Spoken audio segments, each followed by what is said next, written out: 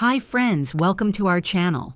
Today we're diving into a fascinating journey through time, the history of sleep and beds. From ancient caves and royal Egyptian thrones to cozy Japanese futons and even space-age sleeping pods. So, before you get comfortable, take a moment to like the video and subscribe, but only if you genuinely enjoy what I do here. And hey, don't forget to leave a comment with your location and the local time. Now dim the lights, maybe turn on a fan for that soft background hum, and let's ease into tonight's journey together. Let's get started. You wander into a dark, echoing cave. Outside, the wind is cutting cold, and somewhere in the distance, a wild animal growls. You can feel the night wrapping itself around you like a heavy blanket. And here comes the obvious question. Where are you going to sleep?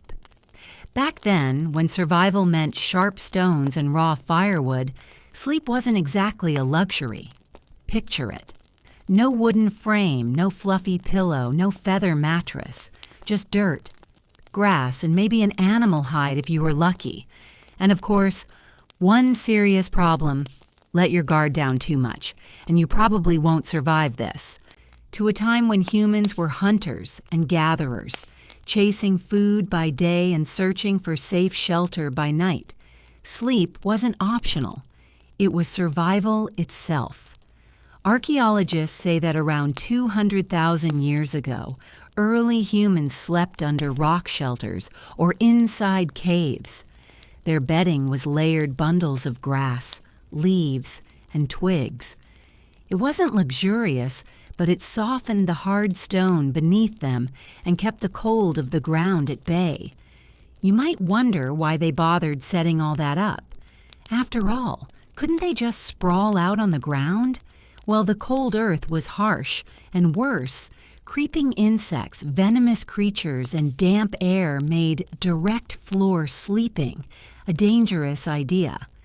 That's why those primitive nests of grass weren't just about comfort. They were about safety. Scholars still argue whether early humans slept straight through the night like we do today, or if they dozed in short bursts, one eye open for danger. Here's a quirky little detail.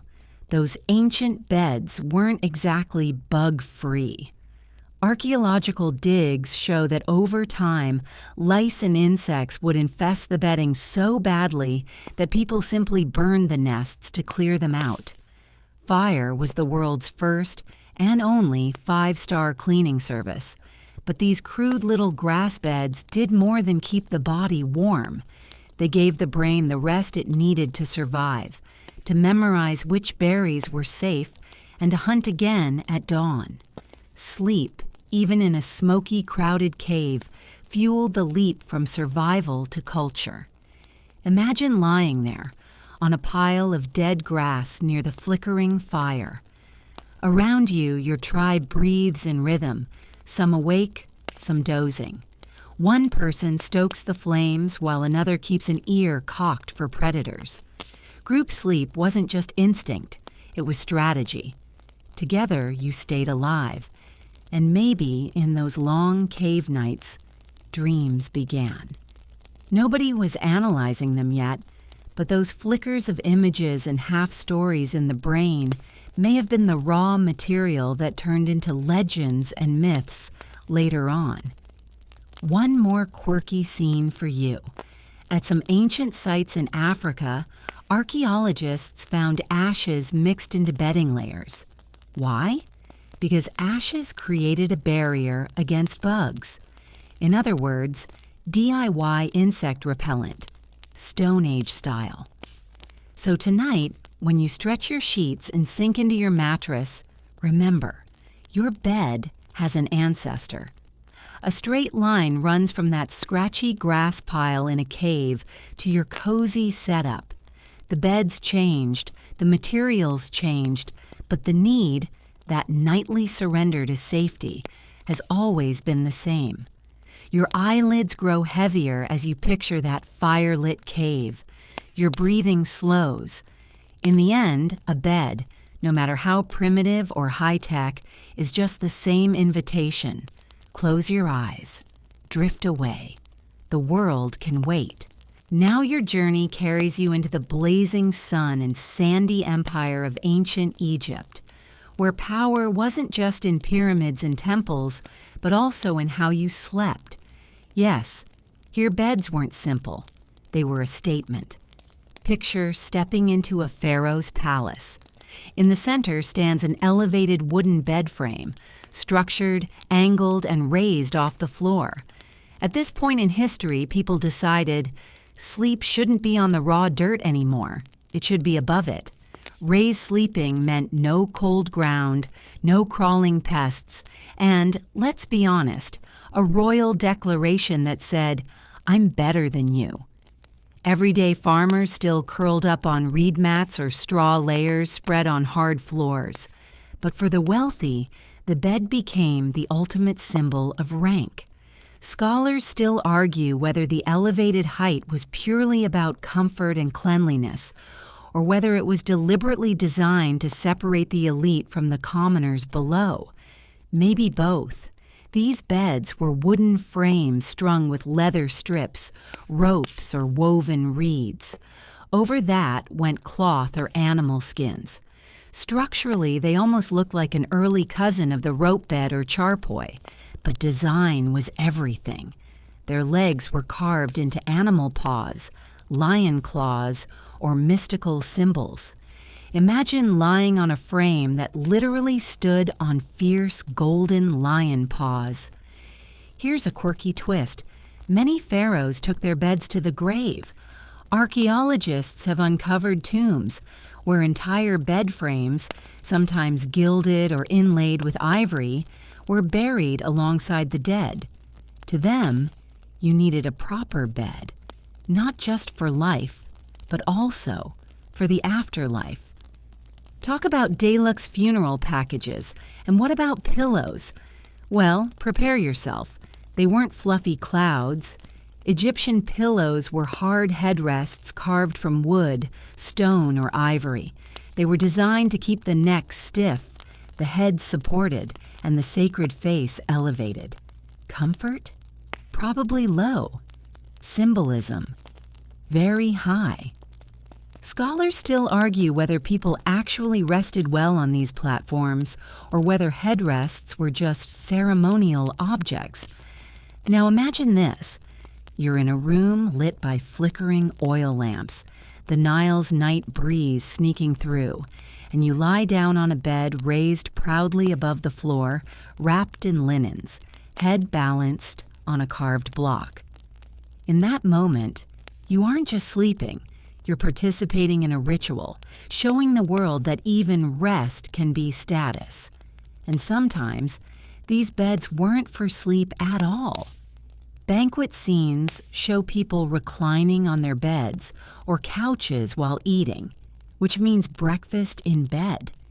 Egyptians were centuries ahead. They were doing dinner in bed. The difference between rich and poor couldn't be clearer. For commoners, a mat on the floor was enough. For the elite, the bed was almost a throne horizontalized. So when you flop onto your mattress tonight, remember, thousands of years ago, someone in Thebes was already doing a fancier version, lying on lion paw legs with a stone under his neck, showing off even while asleep. From the deserts of Egypt, you drift toward ancient Greece. Sunlit streets, marble columns, and the sound of philosophers debating in lively courtyards. But tonight your focus isn't on Plato or Socrates. No, it's on the furniture they loved almost as much as thinking. The Klein, the Greek couch bed. Step into an Athenian home, and you'll see them lined up against the walls. Elegant wooden frames, often inlaid with bronze or ivory, with cushions on top. These weren't just for sleep. Here in Greece, couches were multifunctional hubs. You reclined on them to dine, to drink, to socialize, or to debate grand ideas. Sleep was only part of the story. Yes, in Greece, reclining was status. To eat while lying down wasn't laziness, it was sophistication. Only men of a certain rank could recline fully at symposiums, while women typically sat upright. Scholars still argue whether this reclining practice was about actual comfort or just a stylish display of privilege. Either way, it was the ultimate social flex. And the pillows? Unlike Egypt's stone headrests, the Greeks had finally figured out the value of real softness. They stuffed theirs with wool, feathers, or even down. So, if you're enjoying your fluffy pillow tonight, thank Greece. Here's a quirky fact. Greek symposiums often looked more like college dorm hangouts than royal banquets. Imagine long nights of wine, poetry, flute music, and political gossip, all while everyone reclined on couches lined in rows. Whoever sat, or rather lay, closest to the host was the most honored guest. Position on the couch literally marked your social worth. If Egypt gave us the ceremonial bed and status in the afterlife, Greece brought the bed straight into everyday culture, a fusion of leisure, intellect, and indulgence. Picture this. You're at a feast, grapes in hand, leaning sideways on a pillow as someone recites epic poetry. Someone else drinks too much wine and falls half asleep beside you. Half party, half sleepover, fully Greek. And if that sounds familiar, well, it should. When you flop on your couch tonight, turn on Netflix, grab snacks, and call it hanging out.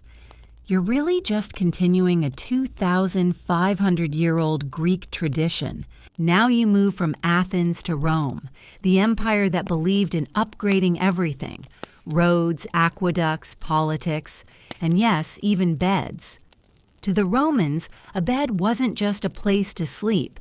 It was a dining seat, a social stage, and sometimes even a political office.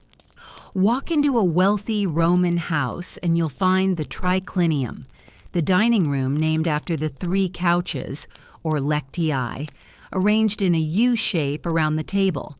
On these couches, guests recline to feast, drink wine, and gossip. Imagine eating dinner stretched out sideways, one elbow propped up, bread in hand, while a slave brought you more food. Scholars still argue whether this was truly comfortable or just a stylish form of showing off. Roman beds looked a lot like the Greek cline, but were bulkier, flashier, and more functional. Made of carved wood or bronze, with cushions stuffed with wool, straw, or feathers, they could serve as dining couches by day and sleeping beds by night. Basically the Roman version of a convertible sofa. Here's a quirky detail. Where you reclined at dinner told everyone your social rank. The best spot, the right couch near the head of the table, was reserved for the guest of honor. The host lay in the middle, and the least important people got shoved to the edges. Your bed position was basically your LinkedIn status. But Roman beds had more roles beyond feasting. The cubicula, private bedchambers, were places for intimacy, business deals, and of course, actual rest. Strategy meetings, romantic affairs, and personal plots all played out while lying down. If the Greeks turned couches into party hubs, the Romans weaponized them for politics as well. Pillows improved too. Romans liked their cushions plush, stuffed with feathers or fine materials. Compared to the Egyptian stone headrests, this was progress worth celebrating. Of course, the divide between rich and poor still showed clearly in sleep. Common citizens often relied on straw pallets or simple mats, while the wealthy floated on feather-stuffed luxury. And here's another quirky tidbit. Roman cradles for infants mimicked adult beds, with ornate designs and miniature frames. Even babies got a taste of fancy sleeping before they could walk. So picture the scene.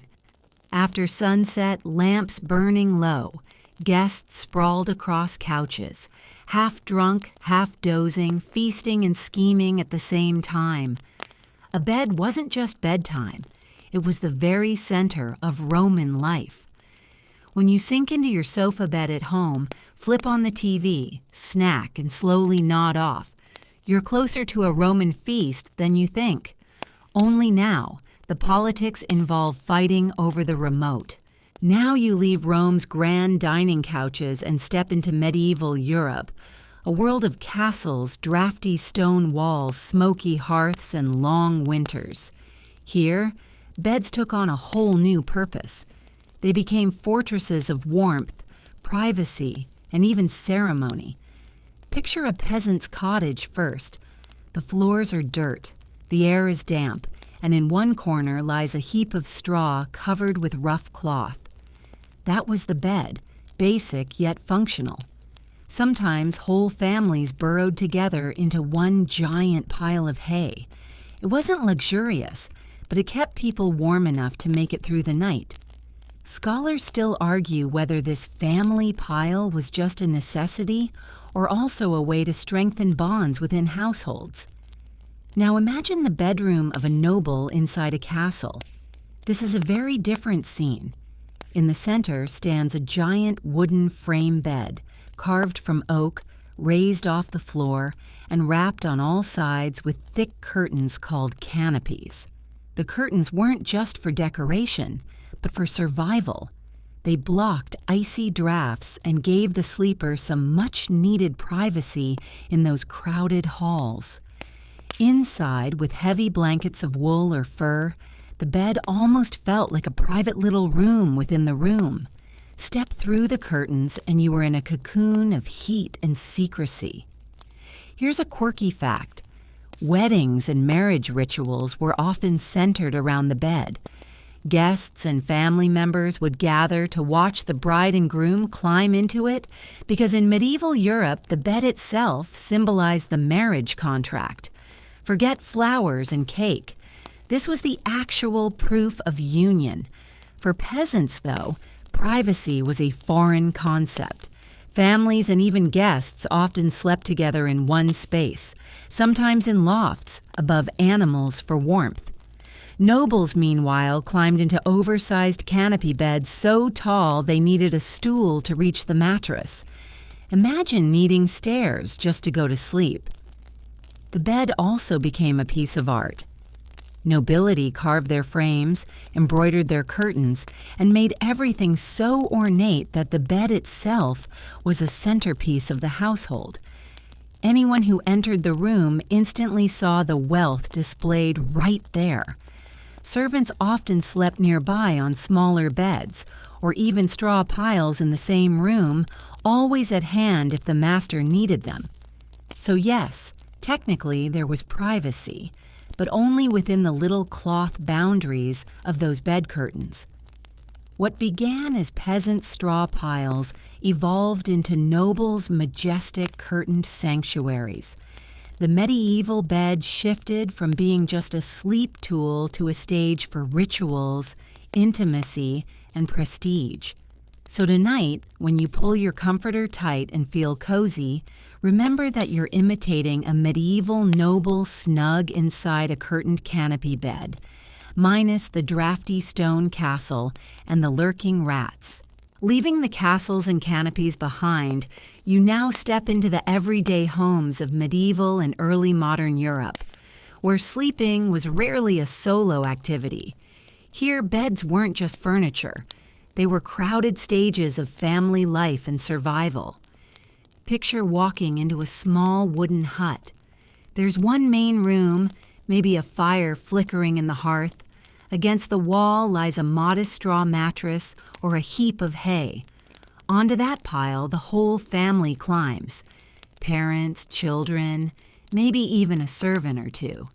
It's what historians call the family bed warmth was scarce. Rooms were tiny and blankets limited. Sharing a bed was the cheapest, smartest way to stay alive through freezing nights. Scholars still argue whether this was only about necessity or whether it also created strong bonds between those who slept together. And privacy? Forget about it. For most, the idea of sleeping alone would have been unthinkable.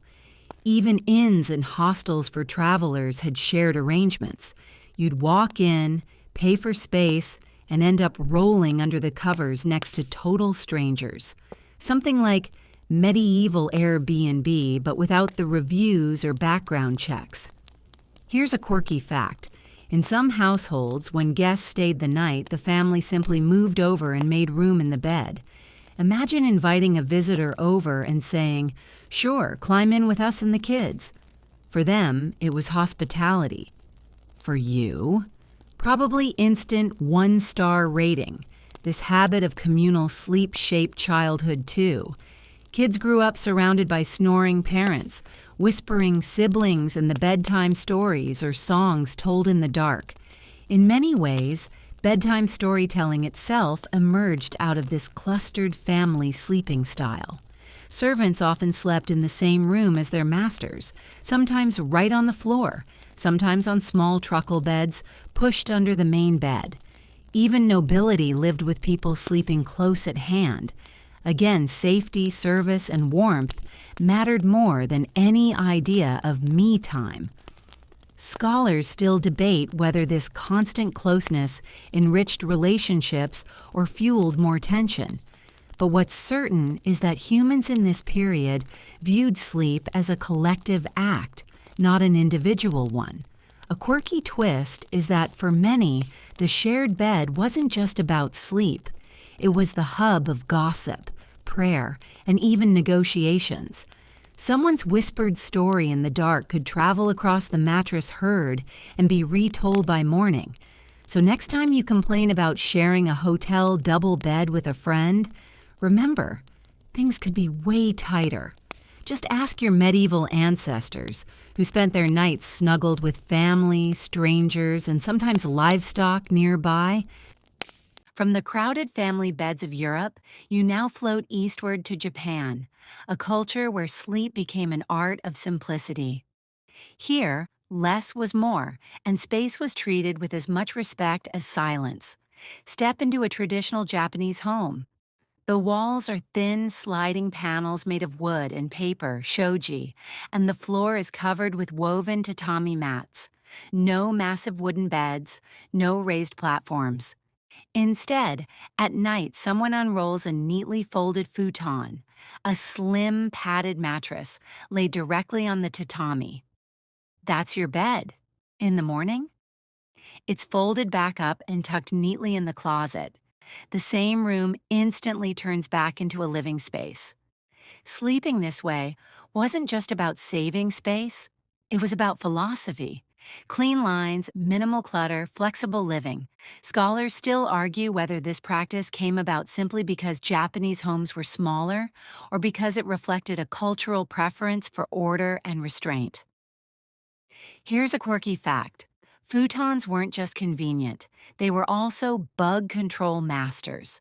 Rolling bedding up daily prevented mites and mold from settling in. People even put futons out in the sun during the day to air them out, making sure they stayed fresh and warm. Long before vacuum-sealed mattresses, Japan had futon maintenance down to a science. And the experience itself? Firmer than Western spring beds, yes, but many claim it's better for posture and spine alignment. Generations raised on futons often say they wake up feeling straighter and healthier.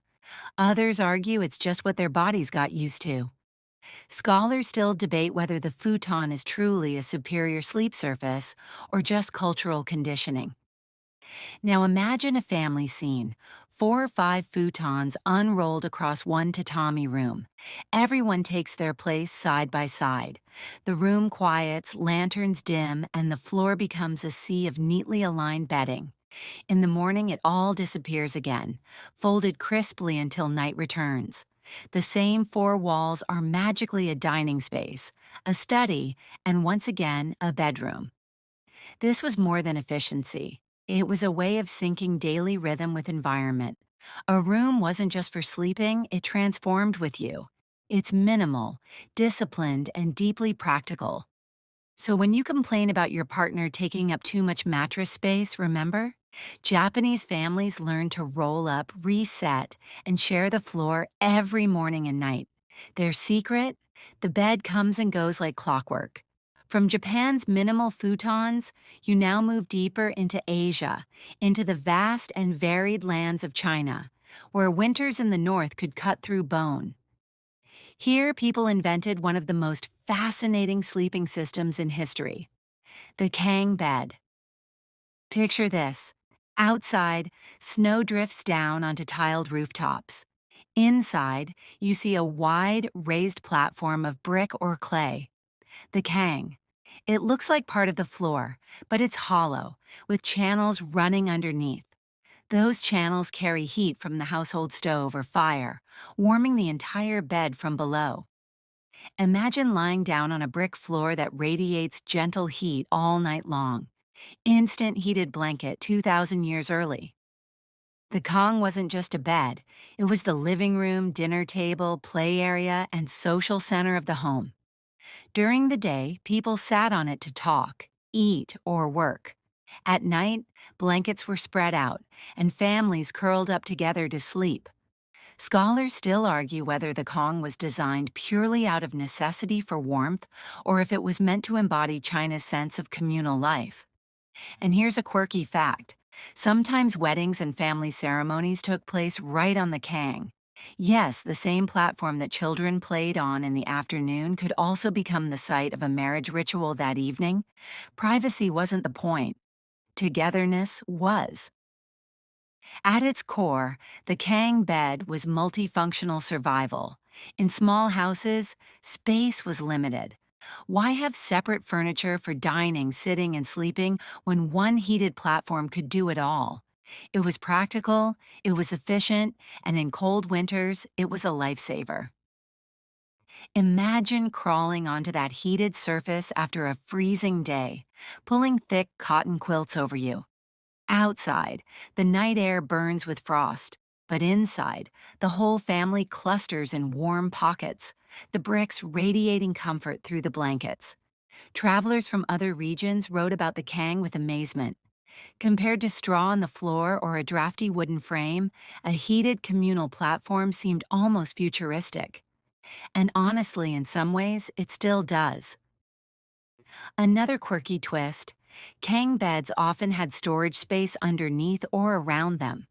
The raised design wasn't only about heat, it doubled as a practical household storage unit. Sound familiar?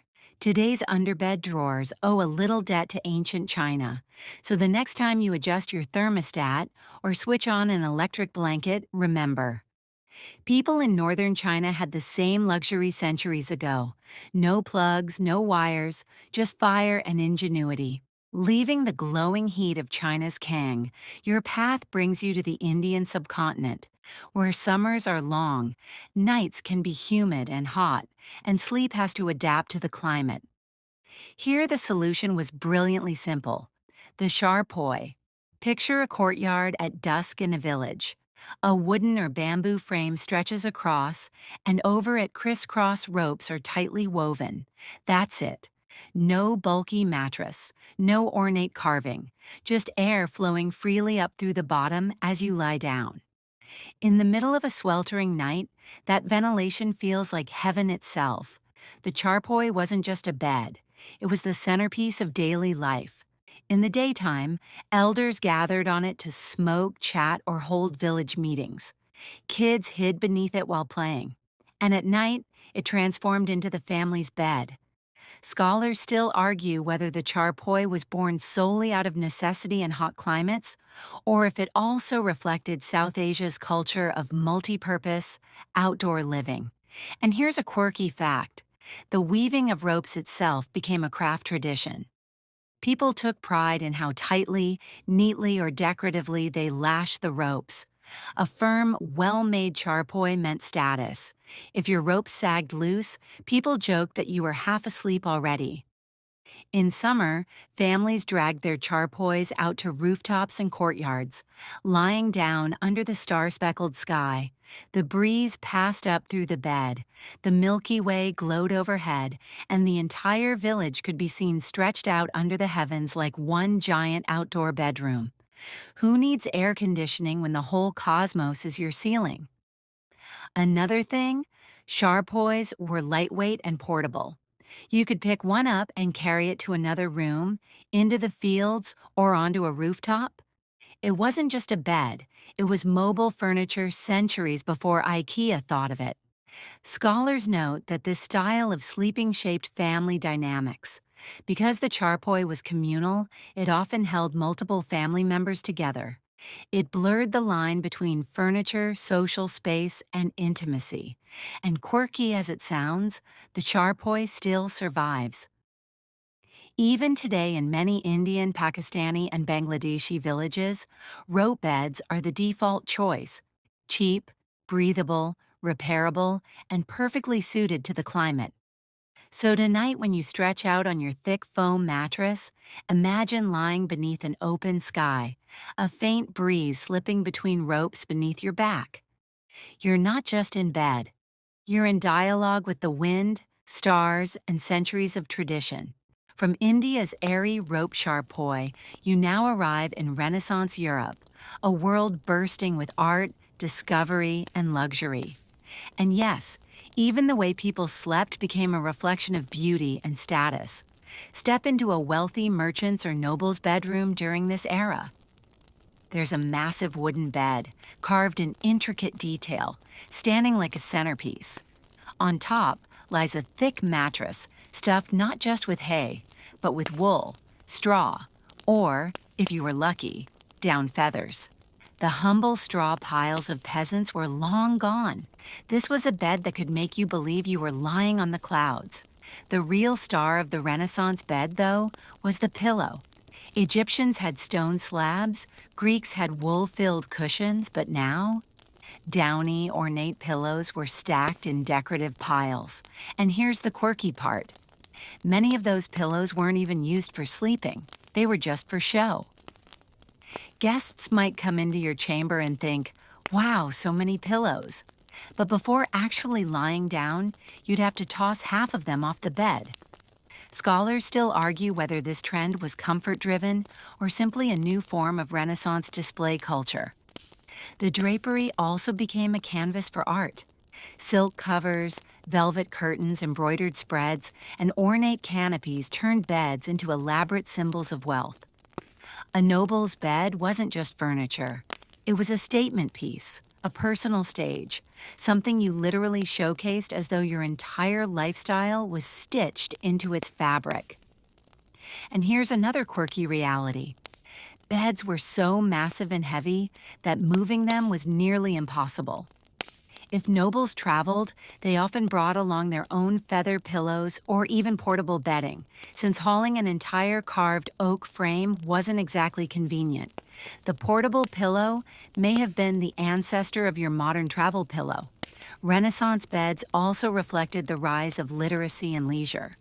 It wasn't unusual to see nobles reading books or poetry while reclining, treating bedtime as a refined part of intellectual life. Bedtime had gone from survival to ritual, then to art, and now to a space of reflection. Meanwhile, the poor still mostly slept on straw mattresses, but the desire for comfort trickled downward, slowly influencing common homes too. Beds were no longer purely functional. Now you sail away from Renaissance luxury and into the age of exploration and colonial expansion, a time when ships carried people across oceans for months at a time. And with those journeys came a new star in the story of sleep, the hammock. Picture yourself on the deck of a 17th century ship. The air is thick with salt. The planks creak as the waves smack against the hull, and below deck, hundreds of sailors are crammed into tight quarters. There's no way to spread out mattresses or feather beds, so the answer was to string up fabric slings between the beams. That's the hammock. Lightweight, compact, and perfect for life at sea. But the hammock wasn't born on ships. It was an inheritance from indigenous peoples of the Caribbean and Latin America. In tropical climates, people learned long ago that sleeping above the ground kept them away from snakes, scorpions, and other creatures. And the swinging movement actually cooled the body. Europeans saw this genius idea, and sailors quickly adopted it for their voyages. And here's a quirky fact. Sailors became so used to hammocks that when they returned to land, many complained they couldn't sleep well on flat beds anymore. The gentle rocking of the sling had rewired their brains to prefer floating over lying still. On long voyages, hammocks became lifesavers. They were easy to pack away during the day, creating more space. And at night, each sailor hung his own.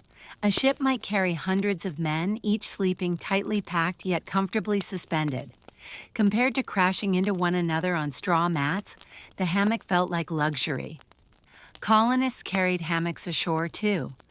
In the heat of the Caribbean or South America, it was cooler to sleep swinging above the dirt than sweating on the ground. Slowly, hammocks became global, seen in gardens, porches, or even fashionable homes in Europe, where the elite treated them as exotic novelties. Scholars still debate this one. Did hammocks truly improve health by aligning the spine and preventing pressure points? Or did people just accept backaches as part of life at sea? The debate lives on. Imagine the scene. Sailors asleep in neat rows, hammocks tied to beams, swaying in rhythm with the ship. The smells of wood, tar, and salt air mix with snores and dreams of faraway lands. In that space, the hammock wasn't just a convenience, it was survival. And today? College students string them up in dorm rooms as quirky decor, and vacationers nap in them on beaches. Little do they realize they're carrying on a tradition that once kept sailors alive through storms and centuries of travel. So the next time you sway in a hammock, remember, what feels like a lazy luxury once was the toughest bed on the toughest journeys in history. From the swaying hammocks of ships, you now step into the industrial cityscapes of Victorian England. Chimneys puffing smoke, horse-drawn carriages on cobbled streets, and households obsessed with a newfound word: hygiene. And yes, this obsession made its way directly into the bedroom. Walk into a Victorian home and you'll almost certainly find an iron bedstead. Strong, heavy, and beautifully cast, it stood in stark contrast to the worm-eaten wooden frames of centuries before. Why iron? Because Victorians were at war with bedbugs. Iron frames could be scrubbed, polished, and sanitized, making them the weapon of choice in the great 19th century battle for cleanliness. Scholars still argue whether iron beds were truly healthier or whether society simply wanted any symbol of industrial order and control. Here's a quirky fact. In some households, the very act of making the bed became almost a moral duty. Sheets had to be tucked perfectly, pillows fluffed just right, and bedspreads laid smooth. A neat, crisp bed wasn't only about sleeping well, it was proof of respectability, discipline, and even moral character. Messy bed? People thought messy soul. The rise of mass manufacturing made these beds accessible. For the first time, not just aristocrats, but clerks, teachers, and shopkeepers could afford proper frames and manageable mattresses. Sleep was beginning to democratize. Mattresses themselves turned a corner in this era, too. Instead of simple straw sacks, middle-class families now lay on padding filled with horsehair, cotton, or even early coiled springs. Comfort was an expectation, not just a luxury. And privacy? The Victorian bedroom cemented it once and for all. Unlike the communal sleeping styles of the past, now bedrooms became sanctuaries for individuals or couples. The bed transformed from a public stage of ritual into a strictly private domain. Here's another quirky twist. Some Victorian hosts actually showed off their spotless beds to visitors, like you'd show off a new tech gadget today. Look, no bugs, perfectly tight corners. It was as much about display as it was about rest. So imagine yourself in a London townhouse.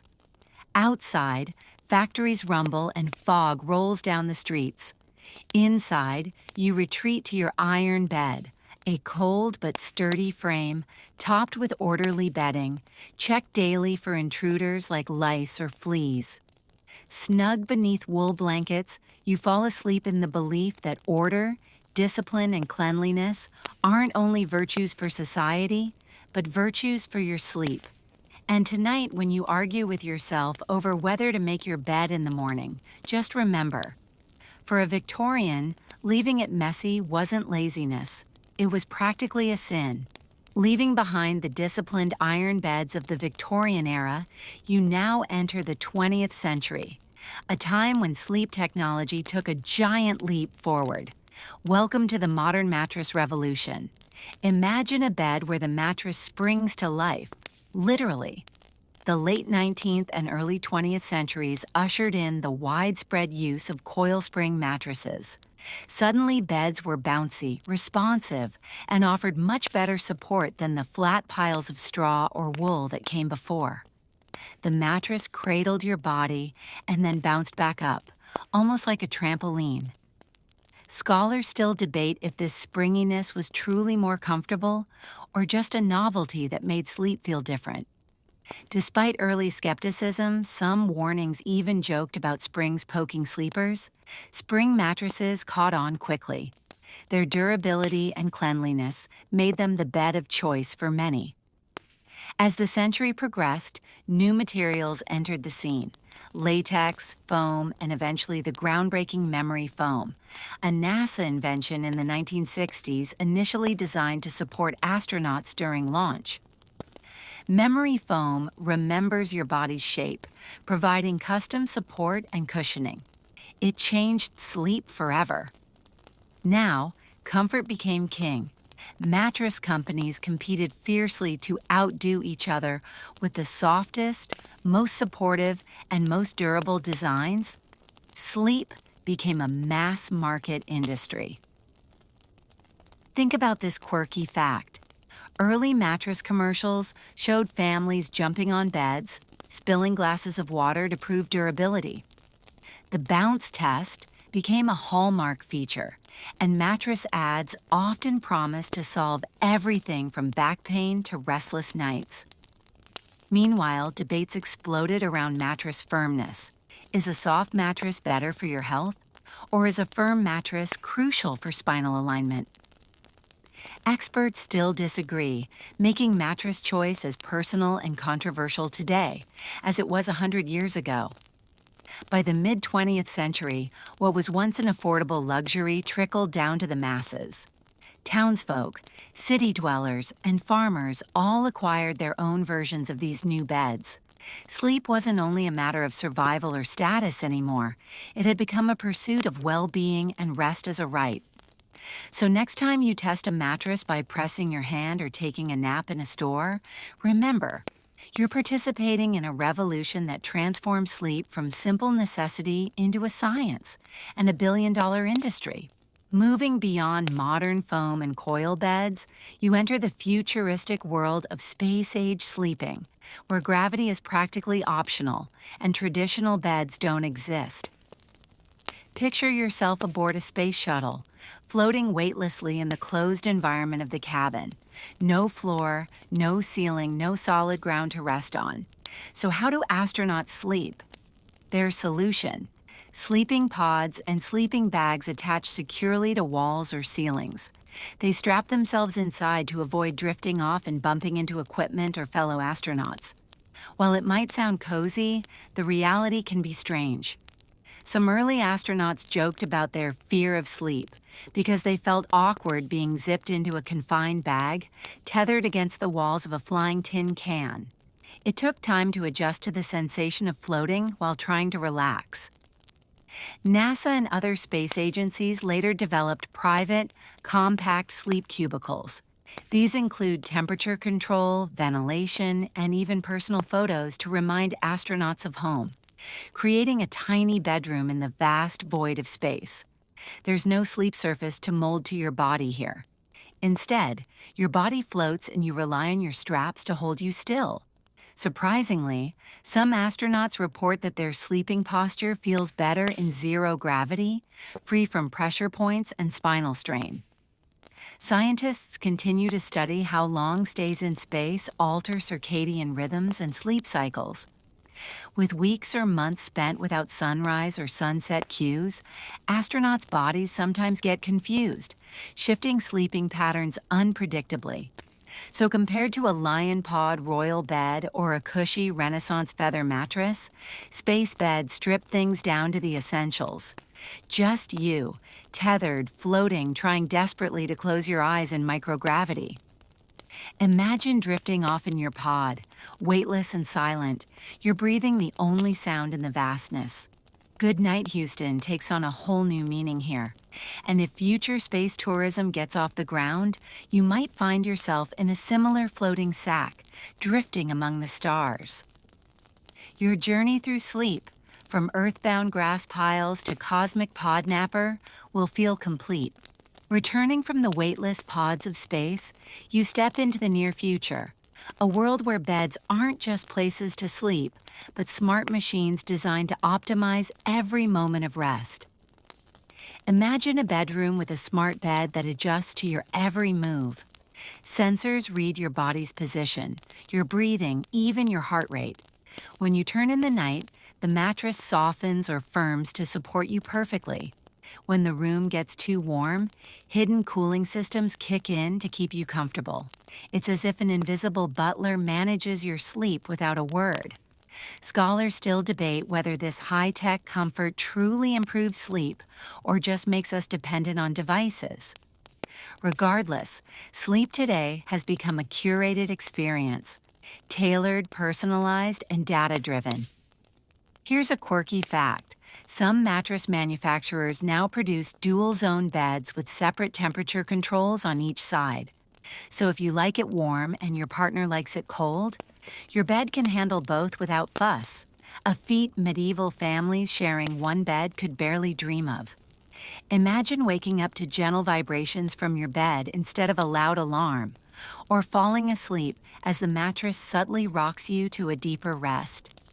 In the future, sleep might be guided, even enhanced by artificial intelligence. Some futuristic designs envision tiny sleep pods scattered throughout cities, where busy workers take quick power naps on demand. What began as a nightly routine becomes a flexible service integrated into urban life. So think about this journey. From grass and twigs in ancient caves, to feather-stuffed Renaissance piles, to iron beds, coil springs, space pods, and now AI-driven sleep sanctuaries. Your own bed is part of a millennia-long story, constantly evolving. And as you lay down tonight on your smart mattress, remember, your bed isn't just furniture. It's the latest chapter in a human quest for rest, comfort, and renewal, stretching from prehistoric fires to the stars and beyond. And now, as this long story winds down, you realize that the journey of sleep through thousands of years has brought you to your own bed, right here, right now.